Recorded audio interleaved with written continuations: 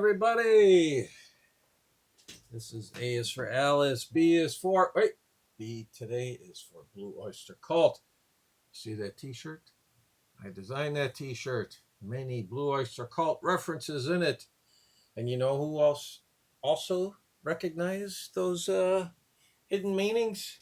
That'd be Gary at Physical Format Rock and Roll. Yeah, way back in the day when I printed this t-shirt, I unveiled it and I offered up if anybody can let me know the meaning behind this t-shirt, first one to answer it right, I'll send them a gift, which would be this t-shirt because I did them in black and gray. And I think Gary chose gray. I can't remember for sure.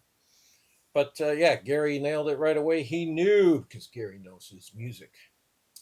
And so today we are continuing with my most disposable band members of my favorite bands. I did 1 through 5, ruffled some feathers. Now we're doing 6 through 10. And these are going to be in alphabetical order. I can't decide exactly where to rank these. The first 5 I know. They've probably been etched in stone for 20, 30, 40 years maybe. And this will not be a popular segment with drummers. I apologize to those of you who are drummers. Because there will be some kneecaps chopped, heads decapitated, and yeah, we're going to go through drummers like Spinal Tap here. And also, hey, have you ever heard the joke? Now, I heard this from a drummer, and I'm sorry if I offend any drummers with this, but I do love this joke. It says, hey, you know what you call a guy who hangs around with a bunch of musicians? A drummer. Boom, boom. All right, my apologies to Ben Rankins and to Mark at Twanger's Turntable. I'm trying to picture if we have any other drummers, but all right, let's get this ball rolling. Oyster Cult. First time I saw them was on the Secret Treaties tour. Oh man, if you could only pay $427 for a brand new album now, huh? And love this album cover. This is probably my favorite album by them. It could be Tyranny Mutation. I vacillate from day to day, week to week. But yeah, when I was in a band, we used to play Dominance and Submission off of this and saw them play in an ice rink on this tour. That's how small they were still at this point on their third album. Who am I kicking out here? Well, you can't kick out Buck Dharma or Eric Bloom. They're the two voices. You got lead guitarist, rhythm guitarist, chief songwriters, the frontman of the band. And in fact, Buck Dharma, he sings really all the hits except for Godzilla. That's Eric Bloom. I'm not getting rid of the Bouchard brothers. So here, actually, we're kicking out Alan Lanier, keyboardist, guitarist. So drummers are safe here. There you go, Alan. I am sorry. I'm sure you are a fine, upstanding young man. Up next, Pink Floyd and my favorite album, Dark Side of the Moon. So who are we kicking out here? Well, you're not kicking out Roger Waters. I mean, okay. Founding member of the band, songwriter, singer, Dick. So he's staying. David Gilmour, lead guitarist, songwriter, singer. Can't get rid of him. Richard Wright, he is laying down all the background music, the textures, the layers, the beautiful twinkling of the piano you hear in their songs. That's Richard Wright. He's a songwriter and also sings too. So, who's gone? It's Nick Mason. And you know what? Nick Mason is legitimately the least talented member of this band. So, sorry, Nick. Up next, Tin Lizzy. Yeah, well, you're not getting rid of that guy right there. Scott Gorham, lead guitarist. You know why? That's the most beautiful head of hair in rock and roll history. And he's playing dual lead guitars with Brian Robertson. So he's not gone. I mean, because now you're talking Wishbone Ash and Thin Lizzy. They are the innovators of the dual lead guitar. Not getting rid of that guy.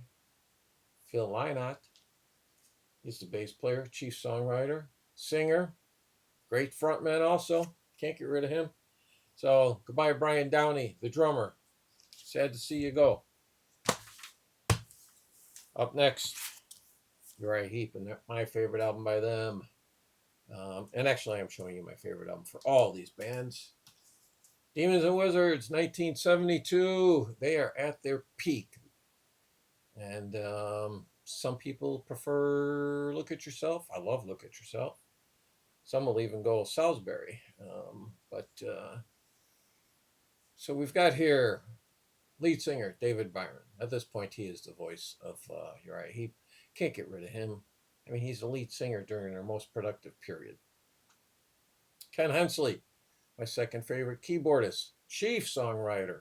And when I say chief songwriter, he is the songwriter for Uriah Heep. Without him, I don't think much would have happened without him. And he can sing too, and also made a very good solo album, Proud Words on a Dusty Shelf. Pick that up if you can. Then Mick Box, founding member, lead guitarist, also songwriter, still going strong, only member left. And they are going on their farewell tour starting this year. I think it's going to go into 2026. So Gary Thane then, bassist. Gary Thane, one of my top 10 bassists of all time. Listen to the albums of Uriah Heep that Gary Thane plays on. Also another member of the 27 Club. Sad to say. So who are we kicking out? The drummer, Lee Kerslake. He went on to play with Ozzy for a while after leaving Heep. And then, this is their magnum opus. And I mentioned them before with their dual lead guitars. That is Wishbone Ash and their album Argus, also from 1972.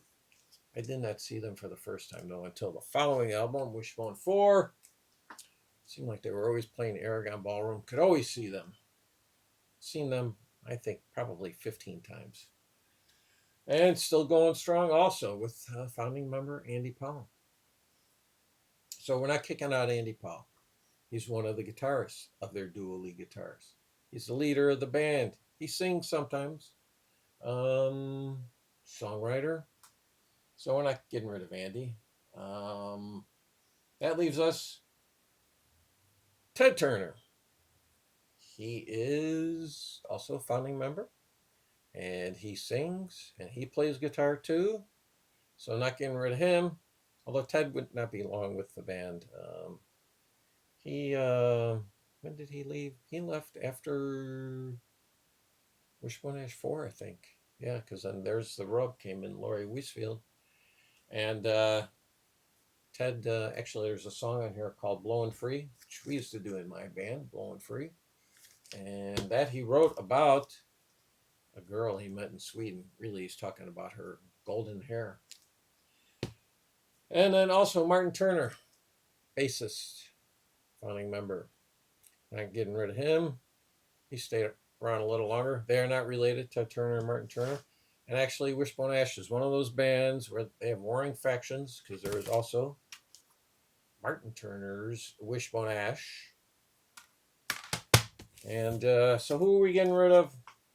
Steve Upton. Steve Upton, he's a serviceable drummer. Didn't do anything great, didn't do anything bad, but somebody has to fall, and it's going to be Steve Upton.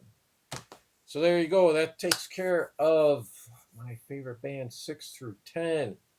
I will be back again next week doing this when I go through 11 through 15. I already know who a number of those bands are, but I've still got 2 to decide whether or not. But anyway, thank you for tuning in, and please let me know who you would have kicked out of these bands. Thank you.